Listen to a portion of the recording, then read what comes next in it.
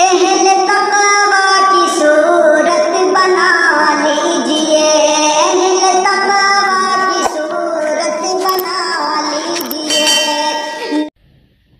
نہیں، ایک بھی کوئی سوال ہے؟ ایک آدمی حج پہ جا رہا ہے، پیدل جا رہا ہے۔ قرآن کریم میں بھی اللہ تبارک و تعالیٰ نے ذکر فرمایا ہے، کوئی سواری پہ آئے گا، کوئی پیدل آئے گا، قریب سے آئیں گے، دور سے آئیں گے۔ تو بہرحال یہ بحث کوئی حرام حلال کی بحث تو ہے نہیں،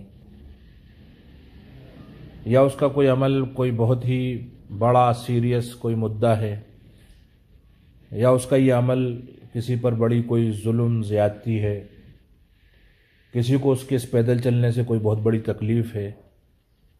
اتنا اہم مدعا تو نہیں ہے نا۔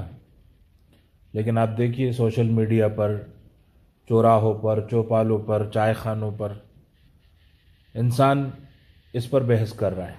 ہمارے بھائی آپس میں اس پر بڑی بڑی بحثیں کر رہے ہیں، بڑی بڑی دلیلیں دی جا رہی ہیں، اور دھیرے دھیرے کر کے یہ مدعا ہر ایک انسان کی توجہ حاصل کر رہا ہے۔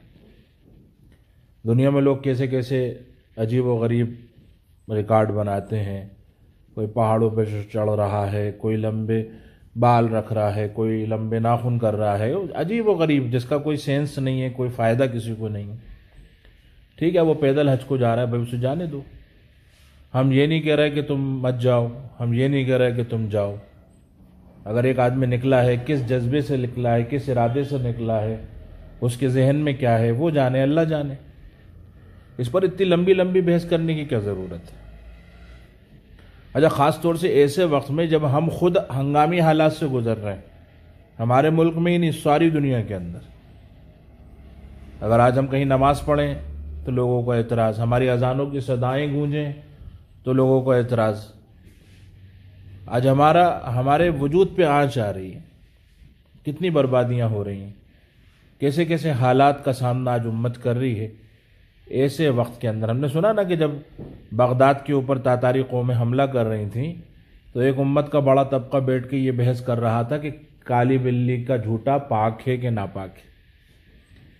وہاں دشمن ان کی سرحدوں پر آ چکے تھے، اور انہوں نے پھر وہ قتل و غارت مچایا کہ مسجدوں کے اندر معصوم انسانوں کے خون بھر گئے، ان کے گھوڑوں کے گھٹنوں تک خون تھا۔ معصوم انسانوں کو کاٹ کر ذبح کر کے جب ان کے سروں سے منارے بنائے گئے تو وہ بہت دور سے نظر آتے تھے۔ اتنی بڑی مصیبت بالکل ان کے سر پہ آ چکی تھی، پانی ان کے سر کے اوپر سے بہہ رہا تھا، اور بحث کیا کر رہے تھے کہ کالی بلی کا جھوٹا پاک ہے کہ ناپاک ہے۔